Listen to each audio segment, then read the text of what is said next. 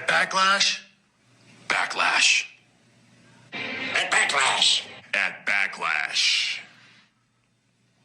At Backlash. Backlash. At Backlash. Backlash. At Backlash. At Backlash. At Backlash. Backlash. At Backlash.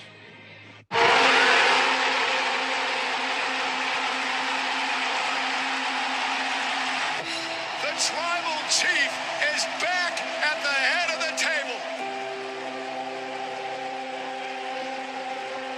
I miss this.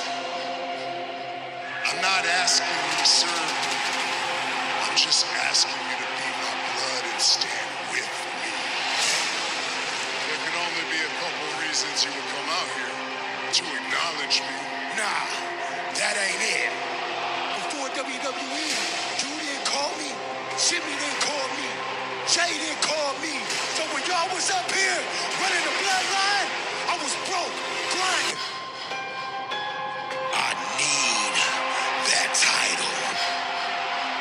Maybe you can beat me, Jacob, but I'm not sure you're ready. Little cousin, you don't deserve it. You haven't earned it. Allowing you to compete against me, that's nepotism. I can't do that.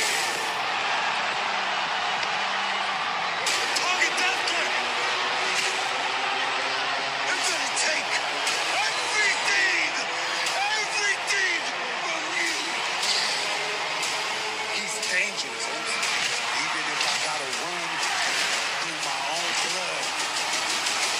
I am desperate, so I have no other choice but to take you out, take this title, and everything that the Tribal Chief has. The Tongan death grip. You don't do that to family. You don't do that to your Tribal Chief. In our family, we're equals. We're of the same blood. But in this ring, Jacob, you're beneath me.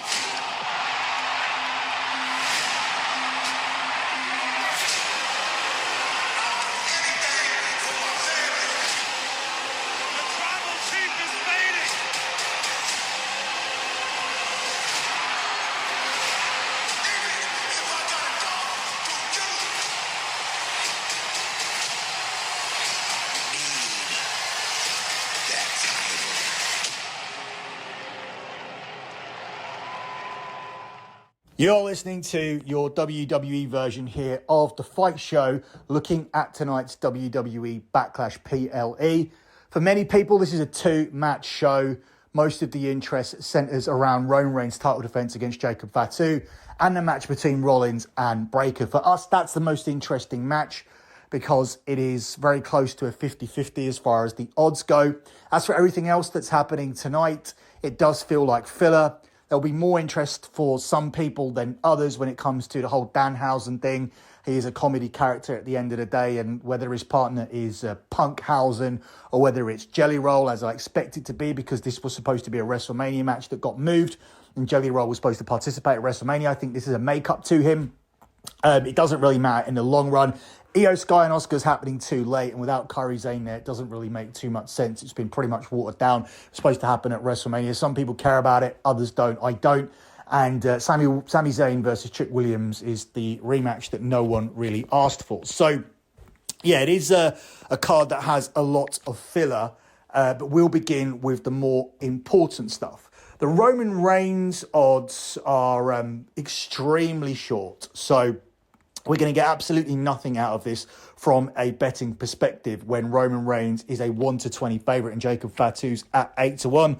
Some people will genuinely try to convince you that Jacob Fatu is a live dog here in this spot because they have created these fake rumours that Roman Reigns is potentially leaving the WWE. Roman Reigns has had a falling out with TKO over money, and they basically made a whole story up based on the fact that Roman Reigns was accidentally taken off, removed from some dates, and then it was a mistake and he was re-added back on.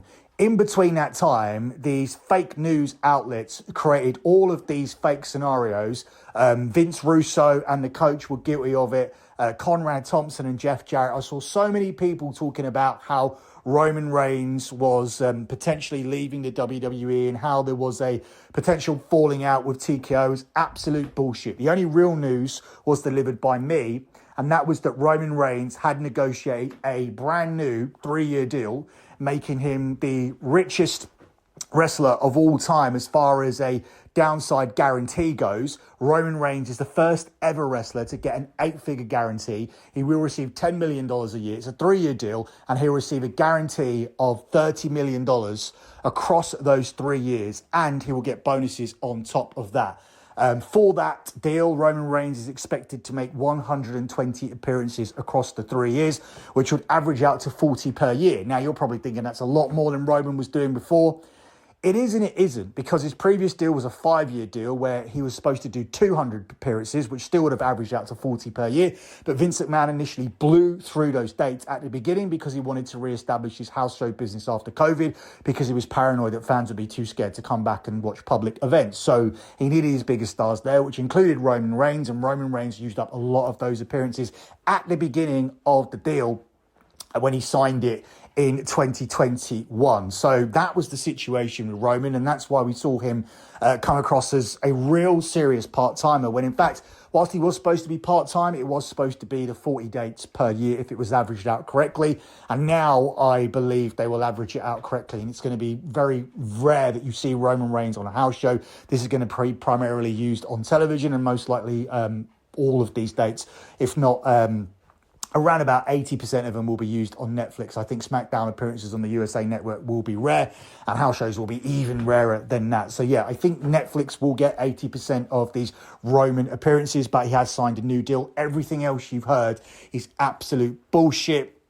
If you put any weight into these clowns that were making up these stories, then yeah, Jacob Fatu does have value at 8-1. But for me, I know that they're clowns because I know the real truth. And yeah, Roman Reigns ain't going anywhere. This should be just a routine defense, as it normally is when a new champion is crowned and then goes to the next pay-per-view, usually the Backlash pay-per-view. Backlash, the name has been around for a while, but it disappears at times. The WrestleMania, the pay-per-view after WrestleMania hasn't always been Backlash. At one point it was WrestleMania Backlash. They thought they could add more appeal to it by sticking the name WrestleMania in front of it, which was a insane Vince McMahon idea. But yeah, Backlash has been around for a while. It hasn't happened every year after WrestleMania, but it is a pretty established pay-per-view, and it's most established for doing WrestleMania rematches where the champion routinely defends, and I see no difference here with Roman Reigns. The big match, the other big match, which I think generates the most interest, is between Bron Breakker and Seth Rollins, where Breakker's at 4-5 minus 125, and Seth Rollins is at even money plus 100. You got two guys here who can't really afford a loss. Rollins returned from his injury and had his first match at WrestleMania, and he lost that match due to interference from Bron Breakker. So you'd think he would need a win now to get revenge on Bron Breakker. But Bron Breakker is the future of your company, and he's a part of the Vision. And the Vision, since Seth Rollins left them, have been one of the poorest book factions that I've seen, especially for a main event faction. They need to restore some credibility. And if Bron Breakker's their leader, he needs to win this match. It's also Bron Breakker's first match back from injury, so he's also someone that needs this win. Probably more so, I would say, than Seth, which is why we see him as a favourite, because Seth is a lot more credible. Seth is a lot more established, former champion, a guy who's main evented WrestleMania. So he can probably take this loss more than Breakker. If I'm being honest, neither man can really afford to lose.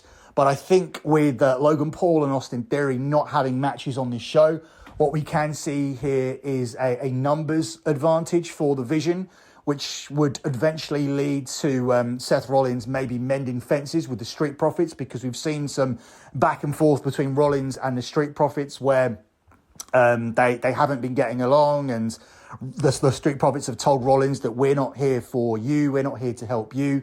And the storyline has basically been that Seth Rollins is a loner. He doesn't have any friends. By joining up with the Vision, he basically cut off his ties with anybody in the locker room who was his friend. And that could play into the finish here, where nobody comes out and helps Seth until maybe after the match is done. So, yeah, I'm going to go with a favourite here. I'm going to go with Bron Breakker to win due to the numbers advantage.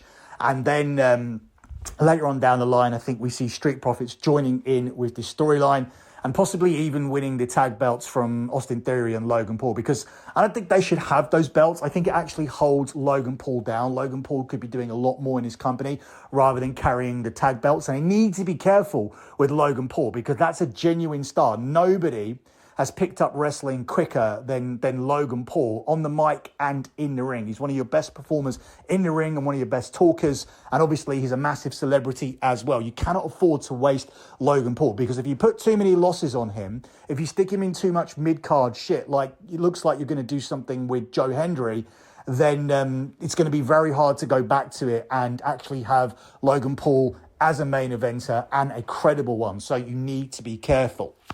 As for the rest of these matches, I think they're very easy to predict.